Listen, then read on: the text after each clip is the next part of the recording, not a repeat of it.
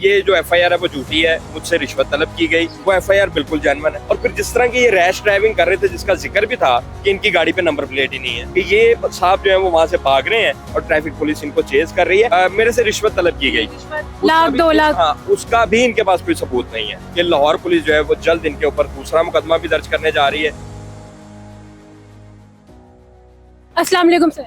वालेकुम सलाम। सर कैसे हैं आप? अल्लाह का शुक्र। सर नदीम नानी वाले का जो केस हुआ है, उन्होंने मौक़िफ़ दिया है कि उनका जो केस है वो झूठा है, तो इस हवाले से आप क्या तफसीलात हमें बताएंगे? अच्छा, ये आपको पता है जितने भी ये टिकटॉकर्स हैं, यूट्यूबर्स हैं, ये ज़रा मेरे हिसाब से ना ये कुछ कानून से बालातर अपने आप को समझते हैं।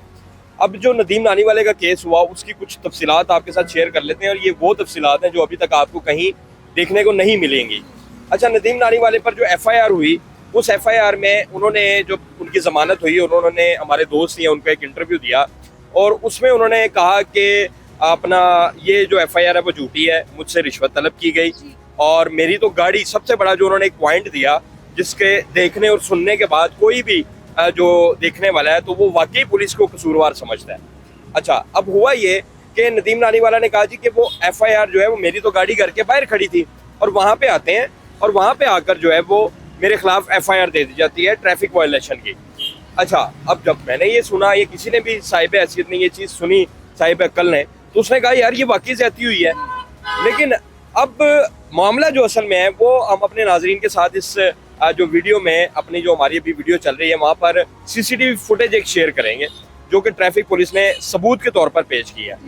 इनका मौक़िफ़ यह था कि जी मेरे घर के बाहर है, मुझे मतलब आके इन्होंने धमकाया और अरेस्ट किया या जो भी किया, एफआईआर वहाँ से दी, लेकिन हुआ ऐसा नहीं है। अब जो एफआईआर है वो एफआईआर बिल्कुल जेन्युइन है। वो किस तरह से जेन्युइन है कि सीसीटीवी फुटेज आती है। सीसीटीवी फुटेज जो हम अपने नाज़रीन के साथ इसमें शेयर करेंगे वो तकरीबन 2.5-3 मिनट की सीसीटीवी फुटेज है। अब आप ये देखें कि 2.5-3 मिनट में जिस तरह की वो ड्राइविंग कर रहे हैं और जितनी स्पीड से वो कर रहे हैं, तो आपने ये सोचना है कि कम से कम 3-4 किलोमीटर तो ट्रैफिक पुलिस ने इनको चेज किया ही किया है। तो 3-4 किलोमीटर कम होता है? मुझे ये बताएं, ठीक है। और मेरे हिसाब से जिस तरह की उनकी गाड़ी, जिस तरह की लग्जरी गाड़ी है, वो BMW है, ठीक है, और ट्रैफिक पुलिस के पास तो जो गाड़ी चेज कर रही थी इनको, वो कल्टस थी। अब कल्टस का BMW से मुकाबला ही नहीं बनता। और फिर जिस तरह की ये रैश ड्राइविंग कर रहे थे, जिसका जिक्र भी था।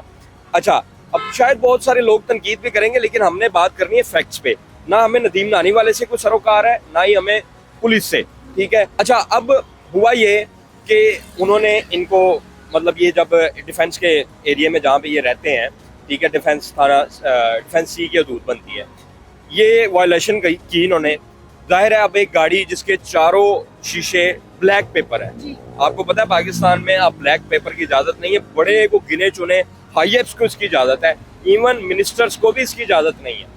और ये साहब जो है वो ब्लैक पेपर लगा के फिर रहे थे। पहली इनकी वायलेशन ये थी। दूसरी वायलेशन इनकी ये थी कि इनकी गाड़ी पे नंबर प्लेट ही नहीं है। अब गाड़ी कोई कल तो आई नहीं है, सबको पता है कि ये गाड़ी इनके पास कितनी देर से है, कमो भाई 1-2 साल से तो मैं देख रहा हूँ ये गाड़ी। तो ये 1-2 साल से इन्होंने गाड़ी को नंबर प्लेट क्यों नहीं लगाया हुआ? रोज क्रैकडाउन हो रहे हैं, ये क्या कानून से बालातर है? अभी यहाँ पे कोई गरीब मोटरसाइकिल वाला जा रहा होगा तो क्या ट्रैफिक पुलिस उसको माफ करेगी? नहीं करेगी। तो फिर इनको क्यों माफ किया जाए, मुझे बताया ना। अच्छा, अब इन्होंने नंबर की वायलेशन की हुई कि इसमें गाड़ी पे नंबर वो नहीं लगाया हुआ, अप्लाइड फॉर। अब जो सीसीटीवी फुटेज है ना, वो इसको मुसलसल ये वायलेशन कर रहे हैं, वो इनको चेज कर रहे हैं, वो इनको रोक रहे हैं, और ये नहीं रोक रहे। इन्होंने कई जगह पे ट्रैफिक पुलिस की गाड़ी को ओवरटेक किया है, ये वीडियो का शवाहिद है। और मजे की बात बताऊं, जब ये रिहा हुए, इन्होंने कहा कि जी अगर मैंने कोई वायलेशन की है तो DHA में तो कैमरे ही कैमरे हैं, आपकी तो ट्रैफिक पुलिस की गाड़ी पे कैमरा लगा होता है, तो उसकी फुटेज दें। फिर उन्होंने दे दी। ये कह के फंस गए, इन्होंने समझा कि शायद उनकी गाड़ी पे कोई कैमरा इंस्टॉल ही नहीं है या उनका कैमरा खराब होगा। अब ये कह के खुद ही फंस गए हैं। अब जब उन्होंने वो सीसीटीवी फुटेज दे दी है तो उसमें सारी चीजें क्लियर हो गई हैं, ठीक है, कि ये साहब जो है वो वहां से भाग रहे हैं और ट्रैफिक पुलिस इनको चेज कर रही है। और फिर ठीक इनके घर के बाहर जो है वो जैसे ही खुद ब्रेक लगाते हैं और ट्रैफिक पुलिस की गाड़ी जो है वो इनके आगे आ जाती है। अच्छा, अब मुझे ये बताएं कि इन्होंने कहा जी ट्रैफिक पुलिस का क्या काम है। बिल्कुल मैं इस चीज़ से इत्तफाक करता हूँ कि ट्रैफिक पुलिस का काम नहीं है कि वो घर के बाहर अगर किसी की गाड़ी खड़ी, और ना ही मैंने अपने 10-12 साल के कैरियर में ये चीज़ देखी है कि कोई ट्रैफिक पुलिस किसी के गली मोहल्ले या घर के बाहर चले जाएगी और कहेगी कि ये आपकी गाड़ी की ये वायलेशन है तो आप ज़रा आ जाएं। ये काम होता है लोकल पुलिस का। लेट्स सपोज अगर कोई वायलेशन है, कोई रिकॉर्ड पे है या कोई FIR हुई है, तो ये लोकल पुलिस जाती है, ट्रैफिक पुलिस का काम नहीं होता। लेकिन सर वो तो ये कह रहे थे कि पॉलिटिकल बातें की है मेरे साथ और मैंने उन्हें इंटरेस्ट नहीं शो करवाया तो उन्होंने मेरे पर इल्जामात लगा दिए। उसकी तरफ भी आते हैं बगौल उनके। अब के जी उन्होंने पॉलिटिकल बातें की हैं, अगर तो उन्होंने की हैं तो बिल्कुल गलत किया है। ये ट्रैफिक पुलिस का काम नहीं है, पुलिस का काम नहीं है। पुलिस को जो उनका काम है, जो कार्रवाई है वो करनी चाहिए। अगर उन्होंने वो की है तो वो बिल्कुल गलत है, लेकिन उसका भी अभी तक इनके पास कोई सबूत नहीं है। वैसे तो ये टिकटॉकर, ये व्लॉगर्स जो हैं वो फौरी तौर पर अपना मोबाइल और कैमरा निकाल लेते हैं। अगर वहाँ पे भी ऐसी कोई चीज़ थी तो आप ये सोचें कि जो हर टाइम अपना मोबाइल ऐसे लेके घूमते रहते हैं, इन्होंने वहाँ पे अपना मोबाइल क्यों नहीं निकाला, इन्होंने वो गुफ्तगू क्यों नहीं रिकॉर्ड की।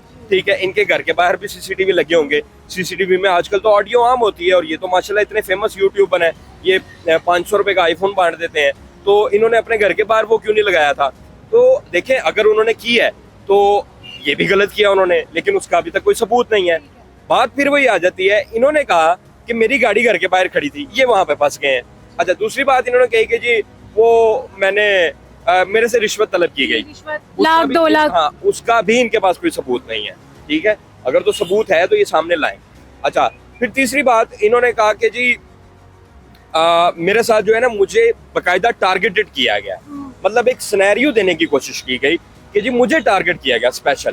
ठीक है, यार वो ये भी कह रहे थे कि सीटीओ साहब जो है उन्होंने कहा है कि इनको नहीं छोड़ना, इनके ऊपर केस करना और इनको हम माफ नहीं करेंगे। तो इस बारे में आप क्या कहेंगे?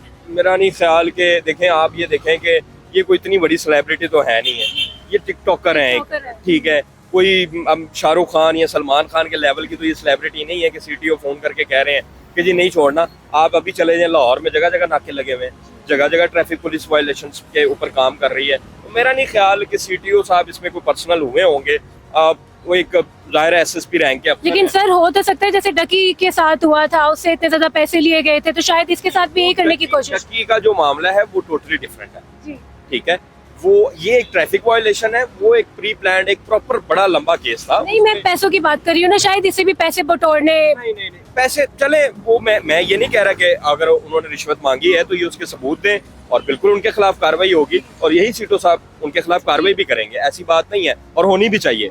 ठीक है, अब देखें आजकल तो पंजाब पुलिस में, अभी कल की बात है कि काने में, जो काना थाना है वहाँ पे जो संगतरी बैठा होता है, संगतरी जो है वो किसी की भी मुलाकात के पैसे वसूल करता था।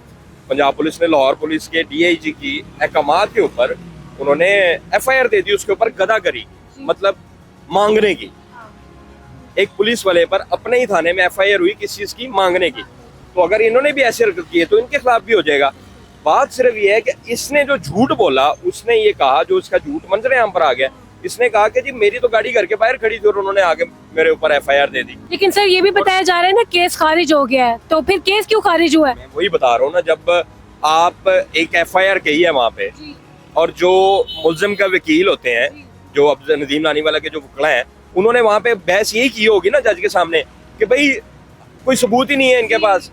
अगर जिमनी में कोई सबूत होता तो फिर कैसे जमानत होती और कैसे डिस्चार्ज होता। अदालत ने हमेशा सबूत के ऊपर बात करनी होती है। अदालत ने आपकी या मेरी बात नहीं सुननी, उन्होंने सबूतों के ऊपर फैसला देना है। और मेरे ख्याल से जब आपने जिमनी में कुछ लिखा ही नहीं, आपने कुछ सबूत ही नहीं दिया, तो अदालत ने पर्चा खारिज ही कर रहा था। इसमें उनकी कोई जीत नहीं है।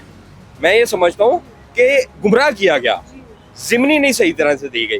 और अब जब इन्होंने इतने झूठे इल्जाम लगा दिए हैं, अब मैं आपको देखने वालों को ये भी खबर दे रहा हूँ कि क्योंकि इन्होंने रिश्वत के इल्जाम लगाए हैं, इन्होंने पॉलिटिकल बातों के इल्जाम लगाए हैं।